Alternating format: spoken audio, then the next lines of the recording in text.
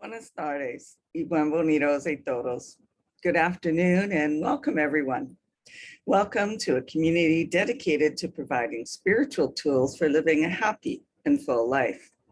My name is Karina Shearer, and I am the Spiritual Director and Founding Minister here at the Center for Spiritual Living Puerto Vallarta. If you would like to join us for the live Zoom meeting, please contact me so that I can send you the link and the password. Today is Sunday, July 3rd, 2022, and we are continuing with our annual theme, which is Living Everyday Wonder. Our topic for this month of July is relationships, and the topic for this week is me, myself, and I. Suggested books for reading this month are Ordinary Wonders by Charlotte Joko Beck and How to Be an Adult in Relationships by David Rico. We open each week with a spiritual practice called affirmative prayer, also known as spiritual mind treatment. And this is a powerful tool and a practical tool that helps to shift our consciousness so that we are open and available to accept the good that is already present in our life. It aligns our thoughts with all good. So let's move into today's service with intention, as we do each week, with a reading from the Creative Thought magazine. And today I'll be reading from July 2nd, 2014. Just a reminder that spiritual mind treatment is always done in first person. So I invite you to close your eyes and take these words as your own if you so choose. The creative intelligence of the universe, God, is all that there is.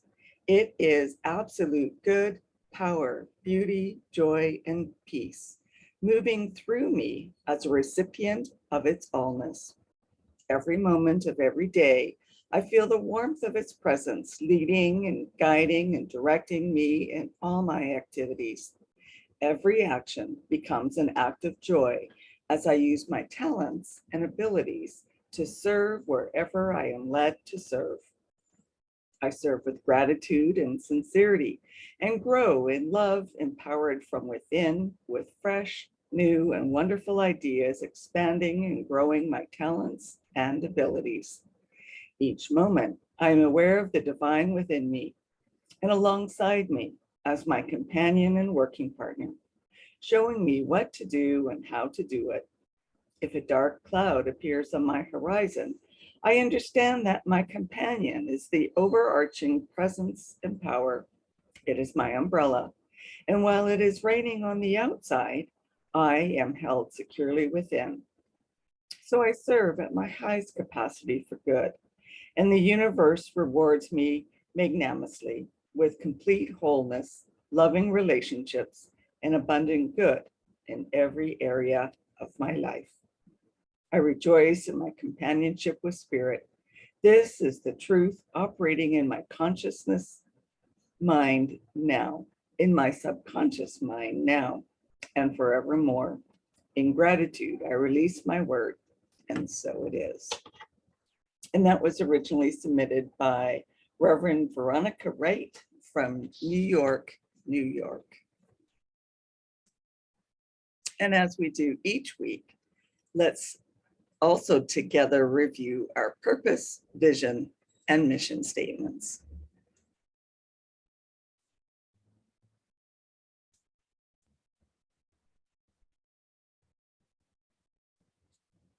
We have a grand purpose here each week, and that is to awaken and celebrate diversity and to love and serve our community.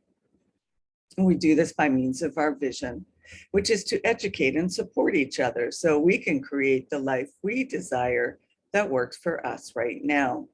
And we do this by means of our mission, which is to provide spiritual tools for personal growth and transformation. So once again, welcome everyone. Here at the Center for Spiritual Living Puerto Vallarta, we teach the science of mind, which is a philosophy, and we honor all faiths, all paths, all traditions, all religions. It doesn't matter what your background is, your size, your color, your age, your sex, anything and everything and everyone is welcome here.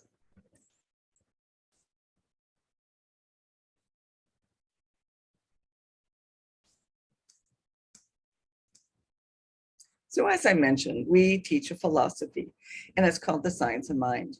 It's a teaching based on new thought and ancient wisdom.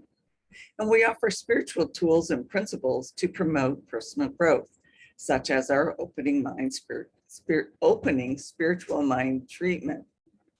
And as I mentioned, we honor diversity in all aspects so that we can see and appreciate the great oneness that already exists everywhere and within everyone. When Dr. Ernest Holmes founded this teaching in the 1920s, he had studied both Eastern and Western spiritual texts in order to create the Science of Mind, which focuses on the individual use of thoughts and this powerful thing called the mind. When asked to provide a concise definition of the Science of Mind teaching, he had replied that it is a correlation of laws of science, opinions of philosophy, and revelations of religion applied to human needs and aspirations.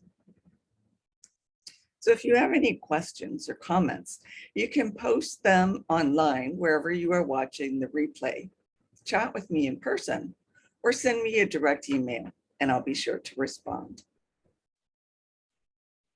The relationship we have with ourselves is the foundation upon which all other relationships are formed. Which do we choose? Self-love or self-hatred? Self-worth or invalidation of self? Our invitation today is to learn how to love ourselves and to practice this deeper, fuller, more complete embodiment of love. There is only one divine source, God, if you will. The way we relate to ourselves, to one another, to the world, and with that universal power are all interconnected and inseparable. We cannot claim to love God while hating ourselves or others. We cannot declare that it is a just and equitable universe while treating others, be it people, animal, or the earth, unjustly and inequitably. This month is the invitation to anchor in the spiritual practice of engaged relationships and actively revel in the wonder of how each relationship is ultimately a relationship of spirit with self. When we find in the Science of Mind textbook points to the realization that what we know of ourselves, what we know about ourselves, and what we know for ourselves becomes a truth in our experience of life. Our relationship with our own selves by our mental equivalent becomes law unto our lives. Ernest Holmes said, "Every evidence of human experience, all aspects of kindness and mercy have interpreted themselves through each person's self-knowing mind. All we consciously know, say, or think, feel or believe, hope or long for, fear or doubt, is some reaction of the self-knowing mind." In a vast array of stories, truth is offered. From the stories of childhood on to adulthood, from the story The Little Engine That Could to Jonathan Livingston Seagull to The Color Purple, there is the invitation to deeper revelation. Revelations that indicate when there is a belief in oneself, When one's mental equivalent is one of the authentic, empowered love, possibility, capability, and wonder, there is a rising of life to meet the corresponding consciousness and way of being. As quoted by Waddy Piper in The Little Engine That Could, I think I can, I think I can, I know I can. And by Richard Bach and Jonathan Livingston Seagull. Don't believe what your eyes are telling you. All they show you is limitation. Look with your understanding. Find out what you already know, and you will see the way to fly.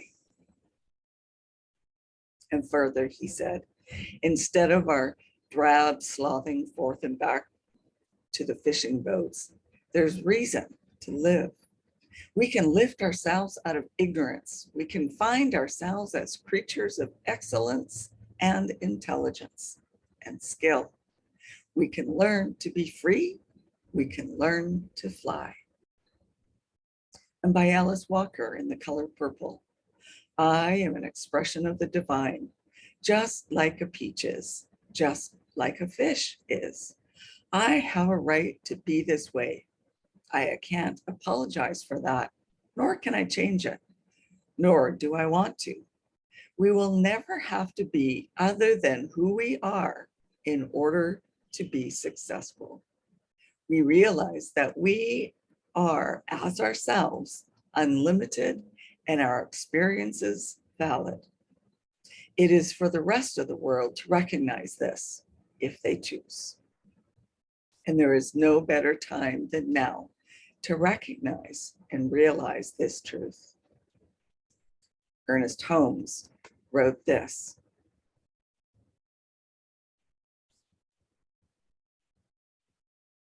all things, ourselves included, are some manifestation of it. Hence, all things have a direct relationship to it. And since it is all things, this relationship is direct and immediate.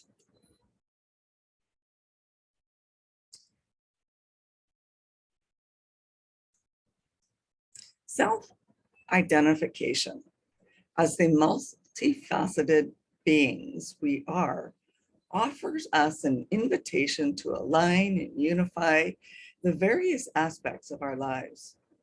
Looking at our lives, we see that we may be an employee or employer, and a spouse, and or an artist.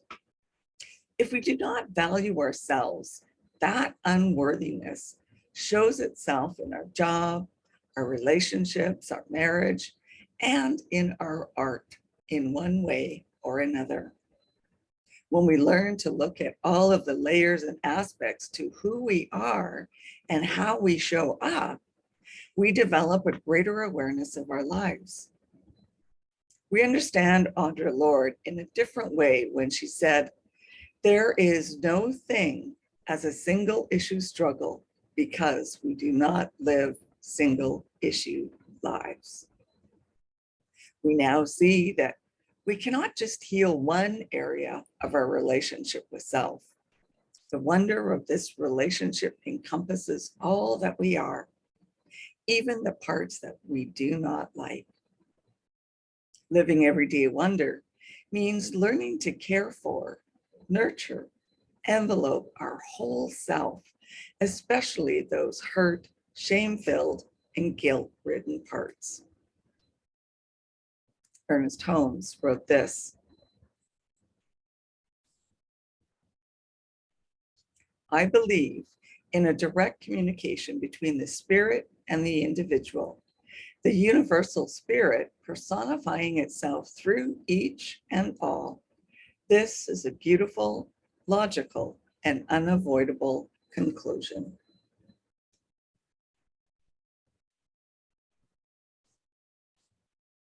And there's a poem that I'd like to share with you, and it goes like this. As I began to love myself, I found that anguish and emotional suffering are only warning signs that I was living against my own truth. Today, I know this is authenticity. As I began to love myself, I understood how much it can offend someone if I try to force my desires on this person, even though I knew the time was not right and the person was not ready for it, and even though this person was me. Today, I call it respect. As I began to love myself, I stopped craving for a different life, and I could see that everything that surrounded me was inviting me to grow. Today, I call this maturity. As I began to love myself, I understood that at any circumstance, I am in the right place at the right time, and everything happens at the exact right moment, so I could be calm. Today, I call it self-confidence. As I began to love myself, I quit stealing my own time, and I stopped designing huge projects for the future. Today, I only do what brings me joy and happiness, things I love to do and that make my heart cheer. And I do them in my own way and in my own rhythm. Today, I call this simplicity. As I began to love myself, I freed myself from anything that is not good for my health: food, people, things, situations, and everything that drew me down and away from myself. At first, I called this gratitude or this attitude a healthy egoism. Today, I know it is love of oneself. As I began to love myself, I quit trying to always be right. And ever since I was wrong less of the time. Today, I discovered this is modesty. As I began to love myself, I refused to go on living in the past and worrying about the future. Now I only live for the moment where everything is happening. Today, I live each day, day by day, and I call it fulfillment. As I began to love myself, I recognized that my mind can disturb me and it can make me sick. But as I connected it to my heart, my mind became a valuable ally. Today, I call this connection wisdom of the heart. We no longer need to fear arguments, confrontations, or any kind of problems with ourselves or others. Even stars collide, and out of their crashing, new worlds are born. Today, I know that is life. And here's a quote from the February 1995 edition of the Science of Mind magazine.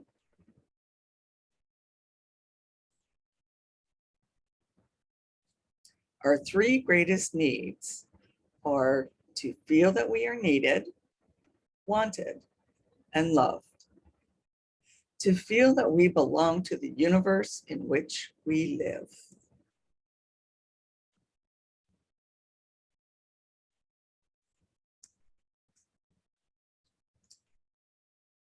Self-care, as a deep and abiding spiritual practice, demonstrates to ourselves and to the world that we understand and recognize our value and worth. We've often heard the body referred to as the temple of God. Spirit is not just within us. The body itself is spirit. Our caring for our bodies demonstrates our appreciation of it and all we do with it. This self-care is not just our physical selves, our mental or intellectual and emotional selves benefit from the ways in which we nourish our minds, our hearts with love, empathy, and compassion. We aren't being lazy when we take a day off to do nothing or seemingly nothing, to take the time to relax and do whatever we want, what fills us, whether it be a day in nature or at home reading a book, or whatever is relaxing and time well spent on us. Ernest Wood wrote this: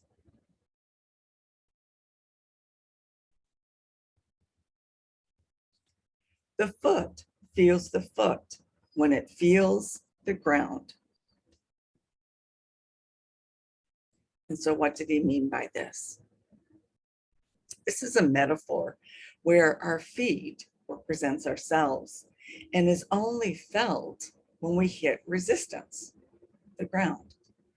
The ground allows the foot to feel itself. And likewise, knowing ourselves is based on the knowledge of our ground of being. Our identity is revealed when we face resistance, because that is when we get to know who we really are. We are often unaware of things until we experience them and feel our emotions. According to Buddhist spirituality principles, we all have the ability to tap into our own inner wisdom in order to lead happier lives. This wisdom comes from being aware of our thoughts, feelings, reactions, and surroundings. Self-talk is a greater indicator of what we think and feel about ourselves. God, I'm so clumsy. Or I'm such a fool. When will I ever learn? You know you have no business eating that piece of cake. You already weigh fill in the blank. Each of these inner dialogues indicates some level of blame, shame, and self-incrimination. And this is a great opportunity to first recognize the tendency to engage in such discourse and criticism within yourself. Second, without adding to it, what nurturing and compassionate statement can be used to lay a new foundation? God, I'm so clumsy can become, stop right there. I'm not clumsy. Just because I have tripped or knocked over a glass does not give me the right to judge or label myself as if this is who and what I am. I am a child of God, and I am an expression of gratefulness in all ways. Brene Brown said this: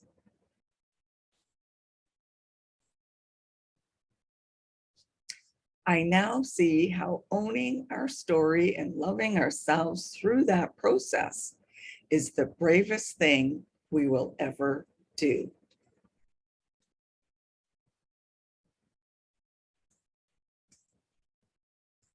So this week, with wonder in your heart, explore yourself. Get to know you as if you were going out on a date with yourself. Become your own best friend in the process and begin to fall in love with you. Maybe this occurs by treating yourself to a special dinner, day trip where you get to enjoy your own company, or a unique gift you give yourself as a way of saying thank you to you. Whatever way you choose, honor and celebrate you. And let's be honest, this will be challenging for some of us. This is where we are asked to invite a friend or a minister, practitioner, a therapist, or life coach to guide us on the path of rediscovering just how spiritually magnificent we are and how that magnificence is evident in our lives that may seem and feel mundane and anything but wonder-filled. Self-care is also asking for support. So be sure to reach out when you are in need. And I'll leave you with these words from Eartha Kitt.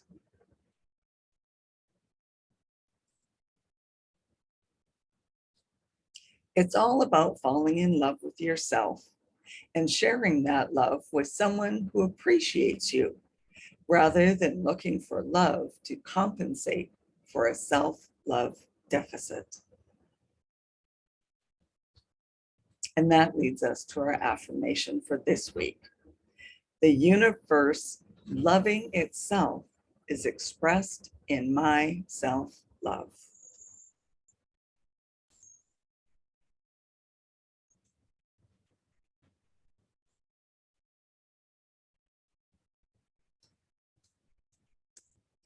So now is our time for mindful giving and financial support of where we are spiritually fed. And here we rely on your support to continue our center in Puerto Vallarta. We can continue offering this powerful teaching of the science of mind along with your support. So please give whatever donation that you can give. We bless the financial gifts that you give today. Every donation is greatly appreciated, whether it's $5 or $50 or anything in between. Donations can be made by using PayPal through our website. And our website is www.cslpv.org.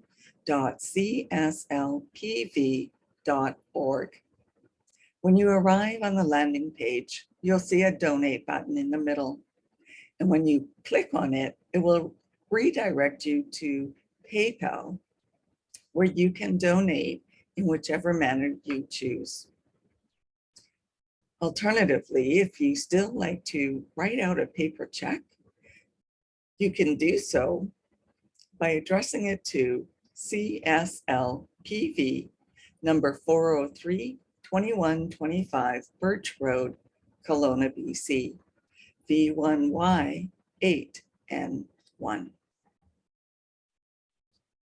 And now, if you would like to join me together in affirming our offertory affirmations.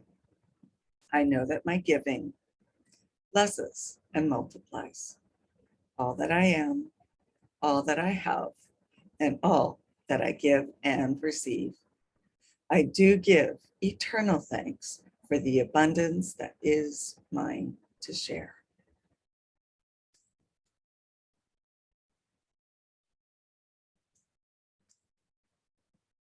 So if you would like to have a one-on-one connection for a spiritual mind treatment to assist you with your emotions or change or whatever you are experiencing in life, whether it's good or bad, whether you want more of the good stuff or to release that which no longer serves you, then please connect with me so we can arrange this.